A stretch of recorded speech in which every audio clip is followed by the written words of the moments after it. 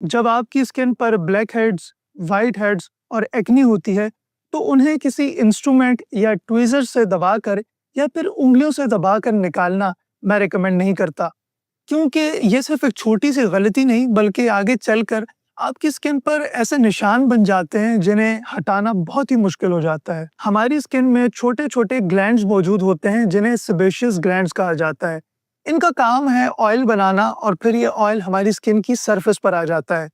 White heads, black heads और acne सबकी एक ही कॉज है। लोग अक्सर इन्हें खत्म करने के लिए टॉपिकल क्रीम्स का इस्तेमाल करते हैं, लेकिन ये तो सिर्फ सिम्टम्स को खत्म करती है। इस वीडियो के आखिर में मैं आपको कुछ टॉपिकल क्रीम्स के ऑप्शंस भी दूंगा, लेकिन उससे पहले जरूरी है कि हम इस मसले की रूट कॉज को समझें और उसे खत्म करें। अगर आप इंटरनेट पर ब्लैक हेड्स और व्हाइट हेड्स के बारे में सर्च करें, तो लिखा हुआ आता है कि इनकी वजह है बैक्टीरिया या फिर डेड स्किन सेल्स। लेकिन इसमें असल फर्क यह है कि ब्लैक हेड में ऑयल हवा को एक्सपोज होता है और ऑक्सीजन की वजह से ये ऑयल ऑक्सीडाइज हो जाता है और ब्लैक हो जाता है।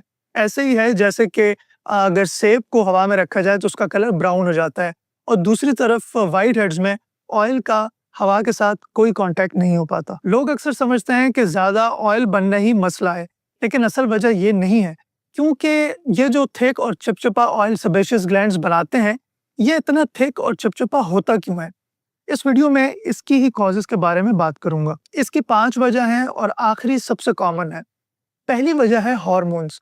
जब भी प्यूबर्टी आने लगती है, बलूगत आने लगती है, तो हमारी बॉडी में मौजूद एक हार्मोन टेस्टोस्टेरोन, उसकी एक स्ट्रॉन्ग फॉर्म बनना शुरू हो जाती है DHT, और ये DHT इस ऑयल को थिक और चिपचिपा बनाता है। दूसरी वजह है इंसुलिन का ज्यादा हो जाना, क्योंकि इसकी वजह से हमारी बॉडी में एंड्रोजन हार्मोन्स का लेवल बढ़ जाता है, और इंसुलिन के ज्यादा होने की वजह है रिफाइंड कार्बोहाइड्रेट्स और शुगर का ज्यादा इस्तेमाल। तीसरी वजह है जिंक की कमी हो जाना। शुगर और इंसुलिन की वजह से हमारी बॉडी में जिंक कम हो जाता है।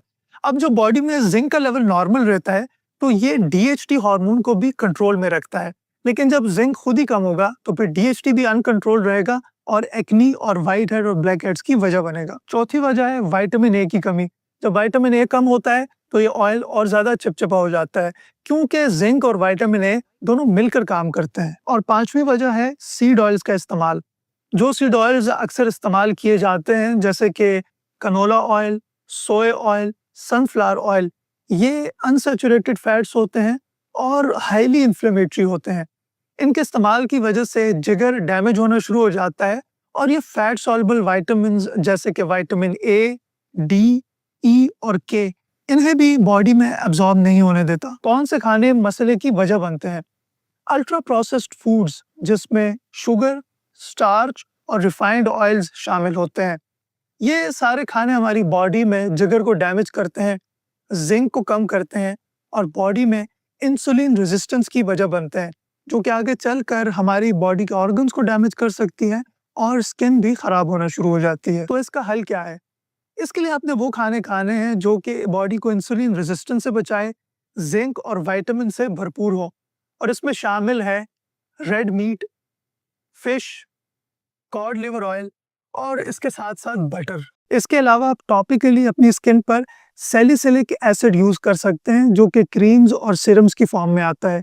ये ब्लैक हेड्स और एक्नी के लिए काफी अच्छा है। ये वीडियो पसंद आई हो तो इसे लाइक कीजिए और मुझे सब्सक्राइब कीजिए मजीद ऐसी वीडियोस के लिए। शुक्रिया।